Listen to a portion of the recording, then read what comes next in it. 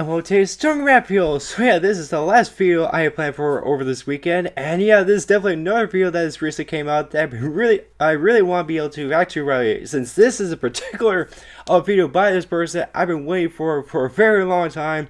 And yeah, today I'm reacting to the After Effect Slice of Life video by Silver-Quill. So yeah, I'm definitely really excited to see Silver-Quill's take on this particular episode, and this is like over 22 minutes long, so I'm pretty sure he has a lot to say, or has like a lot planned for this particular video, since it's obviously being a very special video with it being the 100th episode MLP-FIM.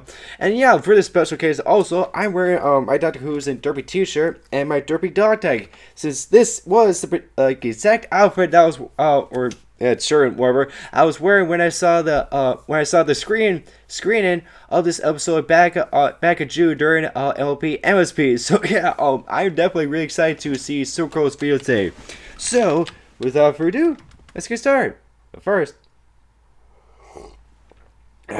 just quick sip there. Alright, so let's react to After the Fact Slice of Life, yeah? In 3, 2, 1, play. Okay. Always Castle. Always 7 made a lot more improvements. Oh, I definitely can't wait to see when it's finished here. Oh shit. You there, boy. What day is today? Oh hey! Wait a minute. What? I'm not a kid. I'm just a bit overdue. I forget his name, but I recognize him. Wait a minute, Silver. I've been doing reviews longer than. Hush, child. It's time to review episode 100. Yeah. I haven't missed it. Missed it? Slice of Life was more than 2 months ago. Yeah. You're way late. Yeah. Well, I've been extremely busy, and I've been trying to give each episode its due. Yeah. It may be episode 100, but that doesn't mean other episodes aren't worth talking about. Sure, whatever. I hear old age starts making you a bit slower. Oh! Okay, you stay right there. Okay. I'm gonna tan your hide. Try not to take 2 months to do it, Silver. But can he fly? Yeah. Wait a minute. You have wings. Yeah. Why are you taking the stairs? Yeah, is his aimers? Why is it good? Oh, look at that thumbnail. That's really cute. Oh, I like this music playing. I was definitely jamming this one. Quiz, do you recognize this guy?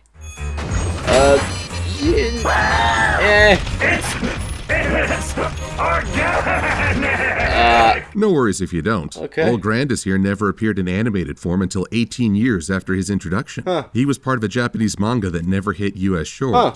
So why, oh why, would the crew of Transformers Animated feature him in an episode? Yeah. For all practical reasons, it was pointless. But for every die-hard Transformers fan, this was a gift, and that's the nature of fan service. I prefer to call them shout-outs, since amongst otaku, fan service usually involves scantily clad women in unnecessary Yeah, it happens a shots. lot in anime. Those do not have sound effects. They don't blow in the wind. Okay. They aren't perfectly spherical. The writers must be men. Here's the thing about shout-outs. They're like a secret message between the writers and their audience. We know you're watching our work, and we want to acknowledge that. Everyone who sees it and understands feels like they're part of the group. Yeah. But if you don't know enough or don't catch the reference, you can still enjoy the story and the context presented. Yeah. That's not to say it's always good. A shout-out can't make up for a poor story. I see your treachery, Michael Bay, but I will not see your movies. So what happens when shout-outs stop being subtle and become the focus of an episode? No longer a game of spot the background pony. Now the Muffin Mayor and others take center stage. There are a lot of ways this can go wrong, including leaving half the audience behind. After all, the intended audience and their parents aren't necessarily active online, and you can't just leave them in the lurch. Which is why there was some uncertainty heading into episode 100. Yeah. When the announcement first came out that this would focus on background characters, I could almost hear the two most extreme reactions. What? On the cynical side of things, this episode is a lazy attempt at fan pandering with no effort made for plot progression or story structure. Why is no one listening to my condescending message? And on the zealot end of the scale... Oh god. Oh my god, this is the greatest episode Oh, okay, Skinny Mark. And I don't think either extreme is fair, because both define this episode by the shoutouts rather than a story that really is present. It's divided amongst several parties, but funny enough, that's a lot more true to life. Yes, I'm saying that the episode about background characters in a cartoon about pastel ponies is more true to life than your average character-focused episode. Nice. Go to any major public center and there are 100 stories intersecting for no reason other than shared space. Sometimes these individual tales can overlap, but by and large, they're as separate as the lives of strangers. And a multitude of movies and books have used this technique to great effect. So while I understand the criticism that the narrative shifts too much in this episode, it doesn't become an issue for me personally if I let go of the need for a singular storyline. Yeah. The unifying event is Cranky Matilda's wedding, and my apologies to you, Cadence and Shining Armor, but from just this opening, I'm more invested in their wedding than your own. We got to see the lengths Cranky went to out of love for Matilda, and these photos show what happened since we left off. The relationship has grown, and without having this for Cadence and Shining Armor, I felt like an important part of them as characters was missing. Cadence and Shining Armor really don't get enough love, do they? Who's that? What? Hello, my name is Doodle Dabble. I'm a doodle. Okay. Hi, I'm confused. A pleasure. Cadence and Shining feel like Armor it's is some of the reference to, characters that I've been dying to see Making in Amends popular War television, episode. especially children's Fences, television. episode. Because these days don't often have good role models for couples, and especially in the media. Disney Channel and Nickelodeon, for example, aren't exactly the best relationship advice for kids. And then often becoming a couple is the end goal in stories. Having a couple just displayed as living life together would behoove us. And now the book is making horse puns. Finally happened. I've cracked.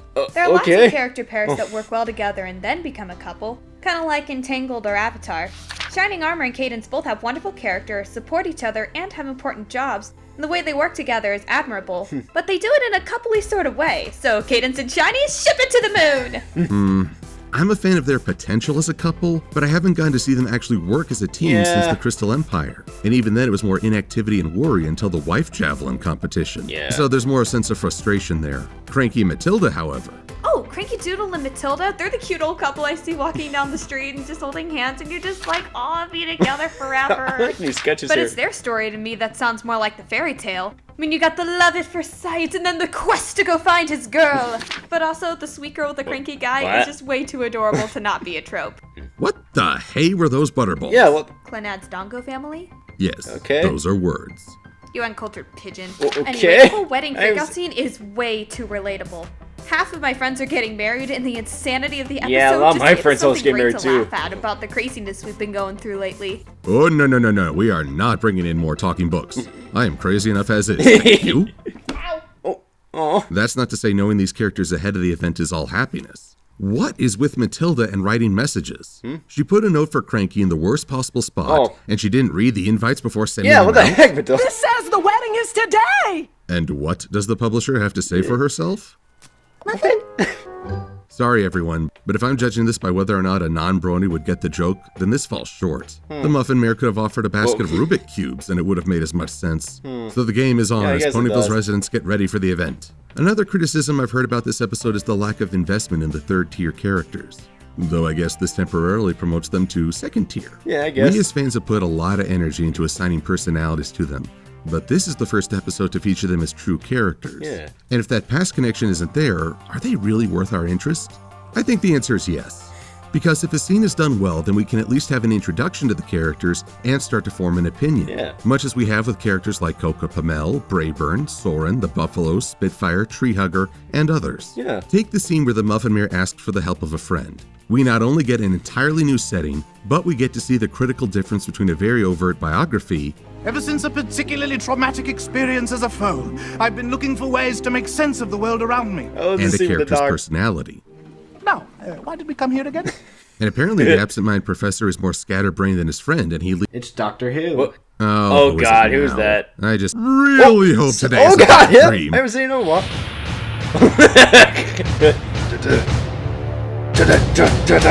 Dude, how can you not see the references? The TARDIS-like interior, the allusions to a centuries-long life, the eccentric personality. Do you not recognize Doctor Who? As a David Tennant fanboy, I find that question offensive.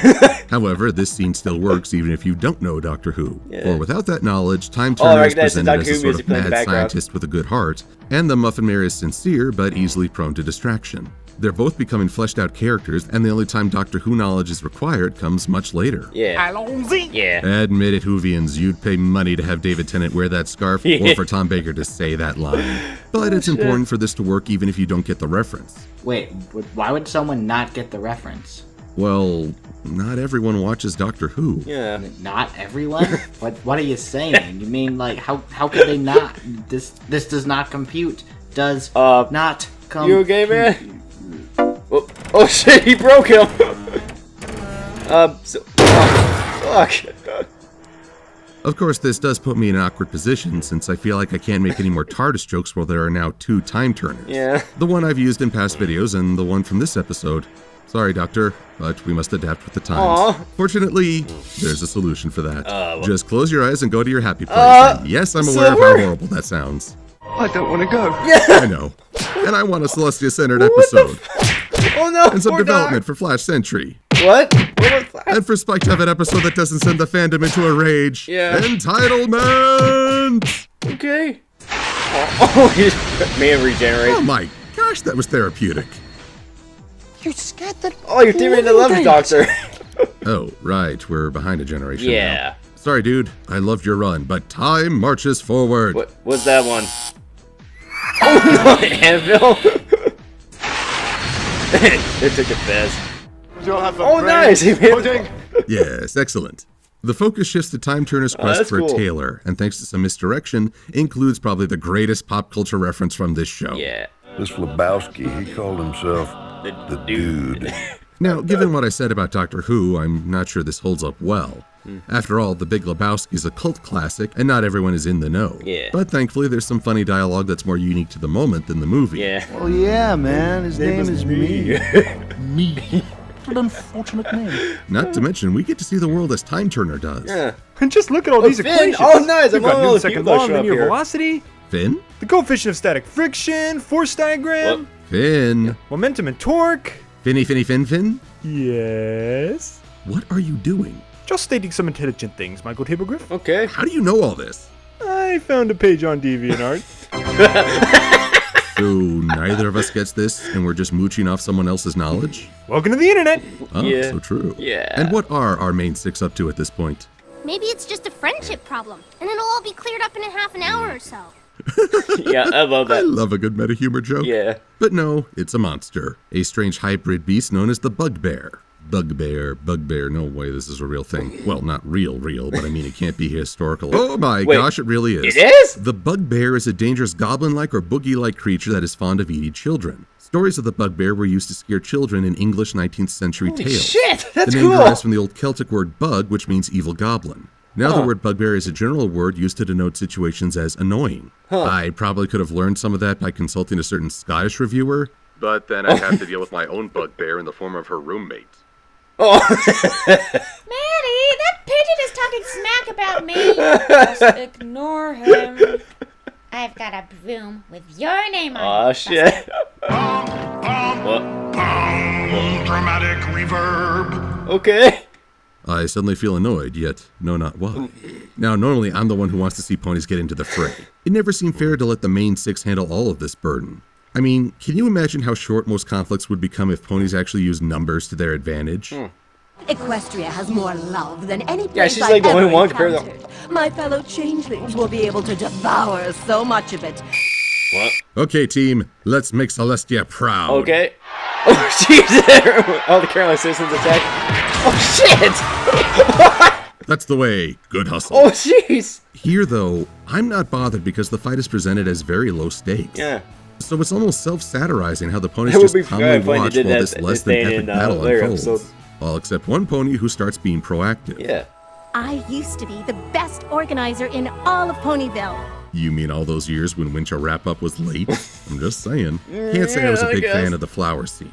It's callback humor to Applebuck season, and they do the joke twice so folks can understand that's the pony's norm. But it's missing something important. What? A disaster! A horrible disaster!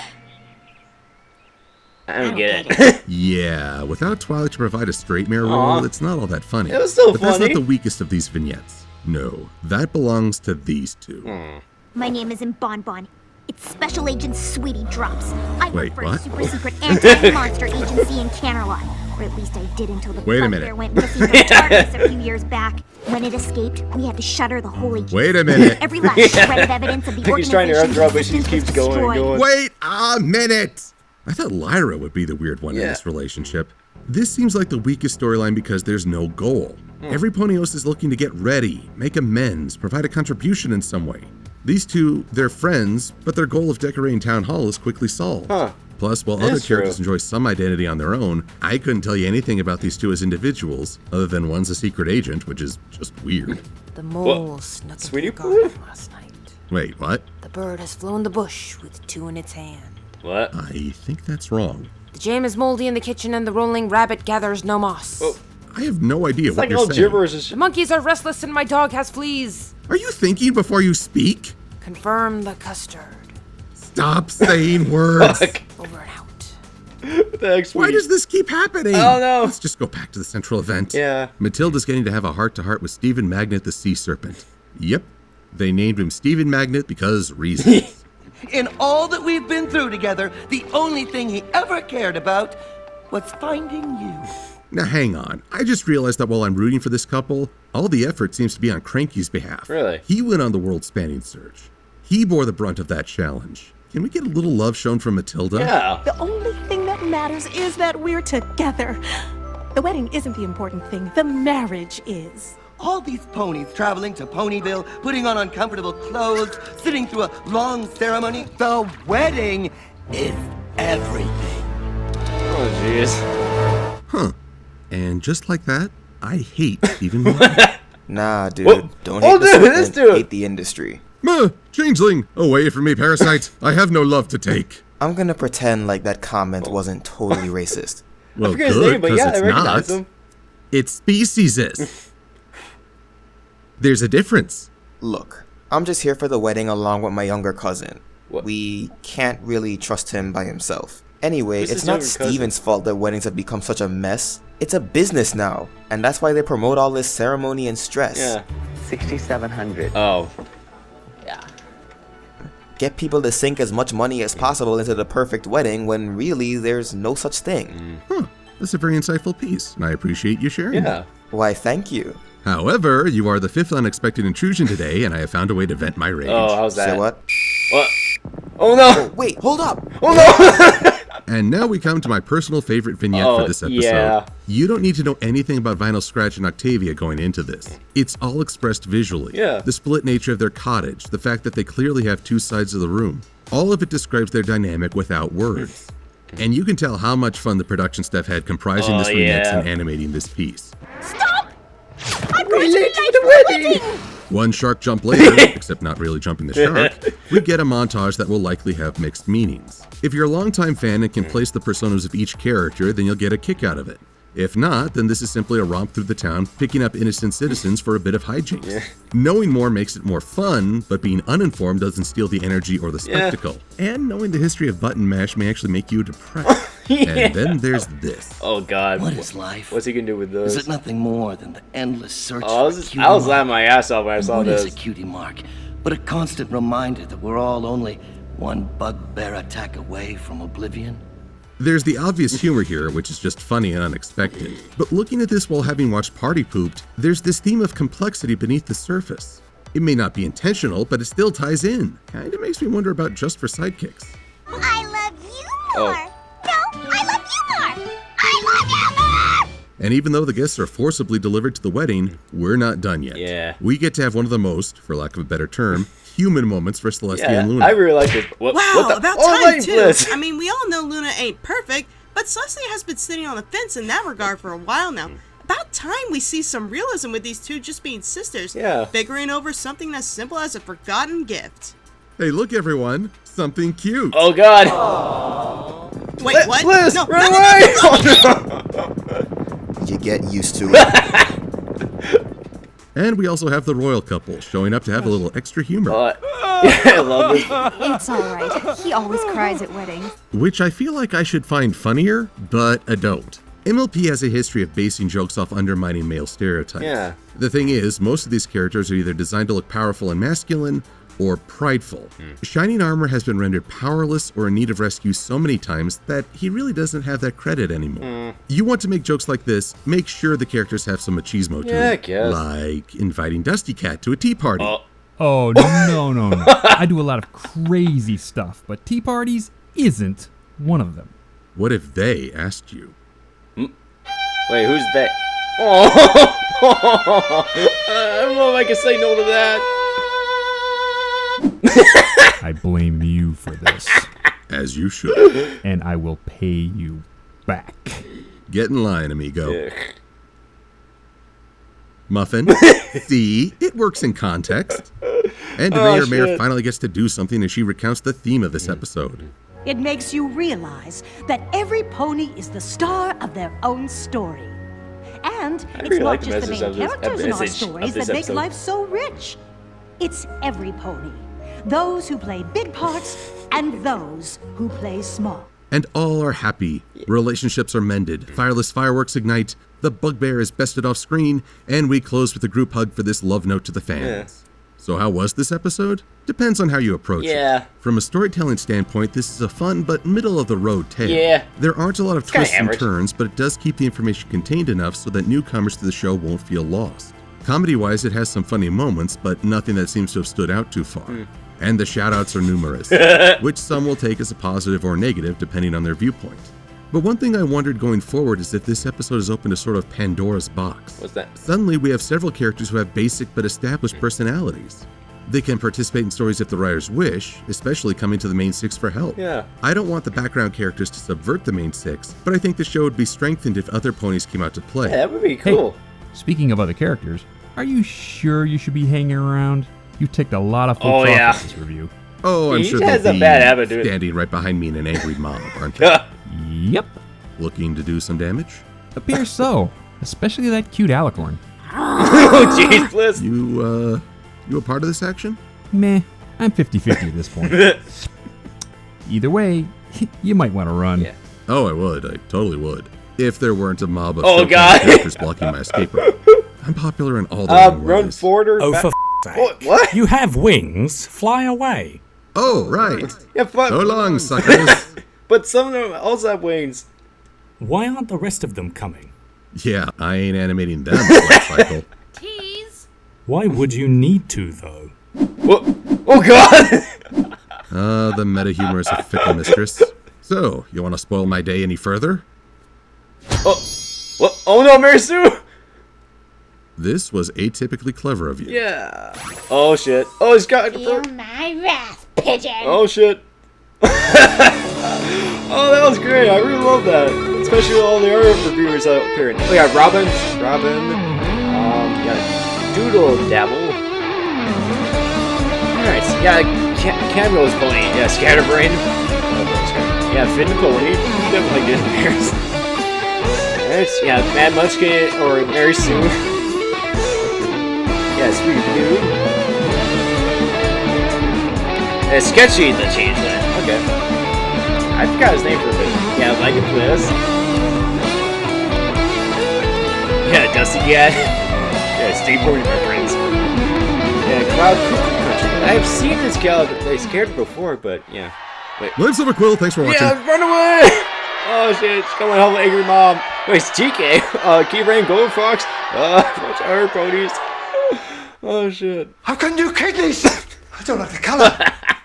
I read that part in the first episode of this series. Ponyville is so gentle and still. Yes, everything's gonna be just fine. Morning in Ponyville. That's a nice fan art here. Ooh, that's a cool one. An epic pose. And I know for absolute certain. Oh yeah, the updated version of League of Analysts in the community.